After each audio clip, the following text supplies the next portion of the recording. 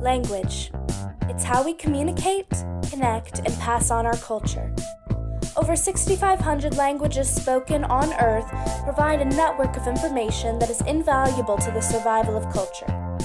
Despite this, the number of spoken languages is decreasing rapidly, so we are left to wonder, what are we losing? The language that we are talking about today is a language called Koro. Koro is a slowly dying language that will soon be eradicated if we do not help it grow. The Koro people are extremely dedicated to their environment, with a sophisticated and deep knowledge of the ecosystem surrounding them in northeast India. The speakers of this language share varying beliefs and branches of beliefs with the Aka tribal group, but beyond that specific tribe, their beliefs aren't being spread. The effect of their beliefs not being spread well enough, quick enough, or far enough is the reason it can't universalize. This culture group is extremely attached to the environment and dependent on it. No matter where, culture depends on its environment. Groups of people develop around the things that determine their agriculture, lifestyles, and beliefs, usually the environment and other culture groups around them.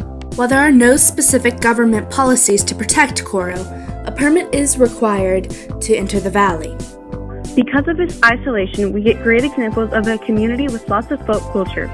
These customs cause them to be old-fashioned, but create a difference from the widespread pop culture that is seen everywhere else. Not only their language is dependent on the environment, so is their lifestyle. They use resources all around them for more than one purpose: trade, food, hide, everything. Koro differs very greatly from Aka. They have much different vocabulary, and words and sentences are built differently. They only share about 9% of vocabulary. Very few people speak it. Some sources claim there are up to 1,000 speakers, but others say the number is actually around 800. This really depends on how specific you want to get regarding the fine line separating Koro and its bordering languages. It is spoken by a small community in India called the East Kumaon district. Linguists Gregory Anderson, David Harrison, and Ganesh Murmur are working with some of the last speakers of the language to document Koro.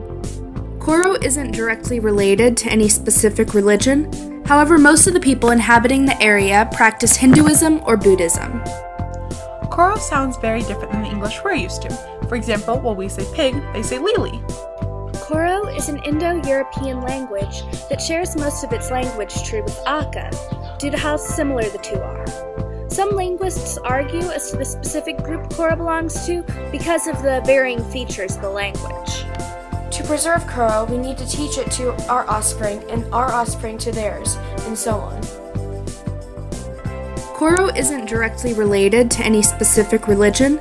However, most of the people inhabiting the area practice Hinduism or Buddhism. If the language is lost, centuries and lifetimes of knowledge and research will be lost with it. As these languages disappear, knowledge disappears. Certain languages that exist in rural areas have terms, phrases, and names for specific functions, items, and places. These words allow the culture to pass on invaluable information regarding the continuation of practices to younger generations. As these languages begin to vanish, they'll lose the ability for individuals of a culture to learn their unique culture, agriculture, and medicinal practices. There are no written letters or characters in Koro. It's an entirely oral language, making written history impossible to trace, since there is none. Inside the culture, there are very few young children. Outside the culture, the young children aren't interested in learning this language. There are very few speakers under 20 who exist today. In conclusion, Koro is a small but potentially significant language. It is a huge part of its people's culture and lifestyles, making those isolated people unique from the rest of the world. It is also one of many examples of languages that are dying, and with them, valuable information and lifetimes of knowledge.